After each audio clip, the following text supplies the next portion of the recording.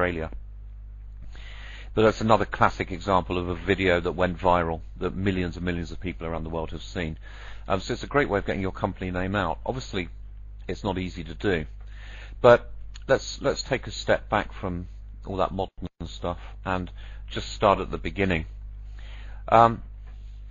Like most companies, we started in 2004 on the internet, and we are, the majority of our company business is online, so it makes sense for us to use the online medium. So what you'd expect for a company like ours is for us to have fairly good results in Google when you search for various things. So a search for our company name, you can see on the screen, brings up 49,300 results, which is pretty good, I think. If I break that down into various areas, so the consultancy, 49,300 results, and at least the first of 100 of those go to pages on our website, so that's good. If you search for my name, you get 71,200 hits.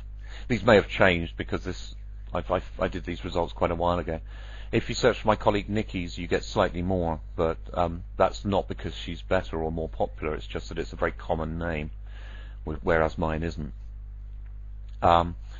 If you look at the book that we wrote together, How to Teach English with Technology, 2,300 hits, not bad.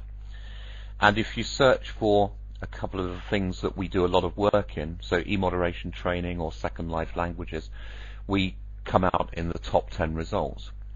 So as the slide says, feeling quite smug with that, quite happy. We're very, very visible in Google, and that's great.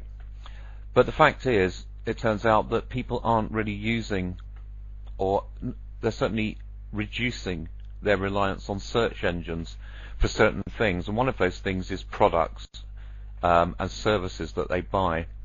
So what you'll see on the screen is a quote from Newsweek 2007, so already a year and a half old, saying that actually young people, and you can guarantee that the ones that it mentions in the article who are 13 to 17 are growing up, and they're fast becoming our target market in terms of the people we deliver our classes to or whatever we do. That they're more likely to have visited a social networking site in a given month, or just as likely as they will have been to search using Google. And increasingly what people are doing when they actually want to spend money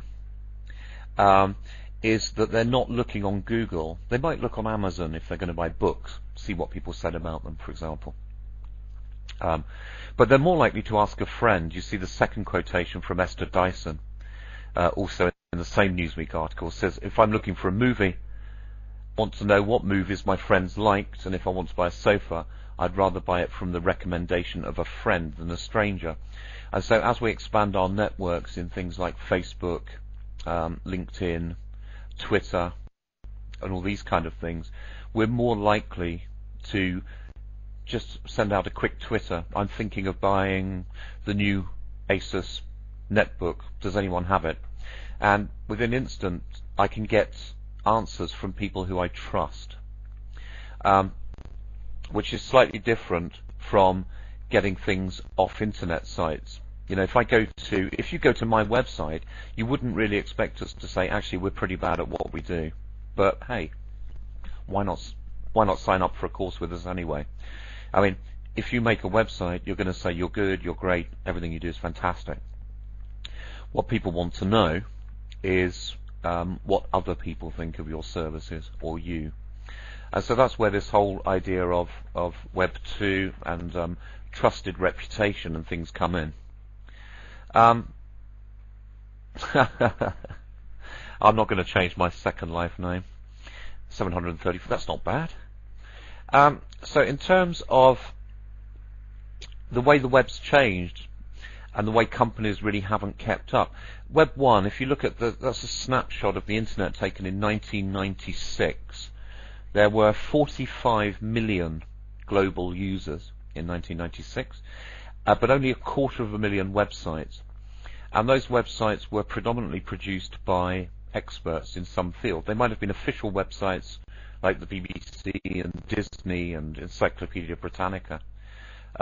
They would have been corporate ones, for example, like Microsoft and things like that. But it was predominantly put your name between inverted commas to get the right hits. Otherwise, you're just cheating. So if you want to search, if I was searching for me, it would, yeah, exactly, between inverted commas. So predominantly Web 1, the old style web, was a read-only medium. We would go to websites and we would read things that people said. But we couldn't really contribute, we couldn't leave comments, we couldn't say anything about what they were doing. Web 2 envisages a totally different model. In Web 2, everyone can produce content. So we have blogs, and if I keep my blog, you can comment on what I say, and people do on my blog. If I put a message in Twitter, you can reply to it. You can instant message me, you can reply in public, you can send me a private message. If I have a wiki, I can make it editable by all sorts of people. And so the major difference between the web in 1996 and the web in 2006, apart from the numbers, obviously, there are lots more people using it, there are a lot more websites, is that websites now have two-way traffic.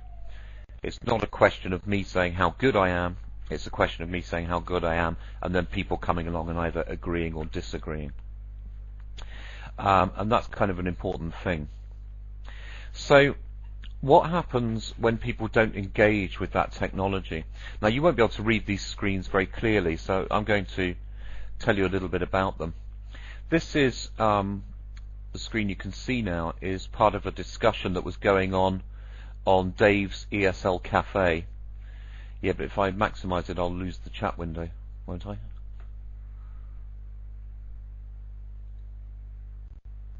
But then I can't see. Then I can't see the chat window. So anyway, I've got my slides on a laptop next to me, so I can see them in large scale as well. So this is a discussion that was going on Dave's ESL Café, and it was a discussion about the value of doing a Delta, you know, the in-service 1-year advanced training course.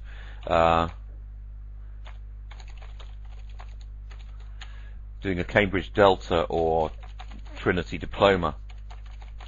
And someone was saying, well, you know, I just looked at this school, and you'll see I've blacked out the names of the schools and the people in the side. Someone was saying, you know, I've looked at this school, and their tutors aren't very well qualified. You know, they're just teachers who've done the Delta, and now they're Delta tutors. So why would I want to go along there and spend, you know, £1,500 on doing a course run by people like me?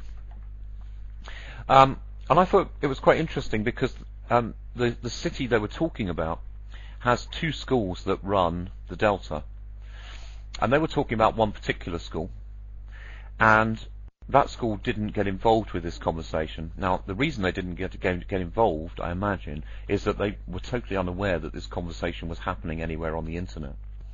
The other school, however, were aware that it was happening, and they got involved, and they said, well, yes, of course it's true that a lot of diploma tutors are going to be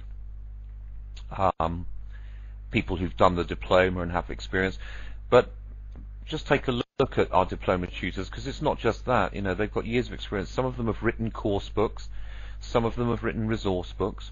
So you look at it and you get to think, well, who's the winner? Where would you go and do your Delta course or your diploma course? Well, I would go to the school that engaged in that conversation.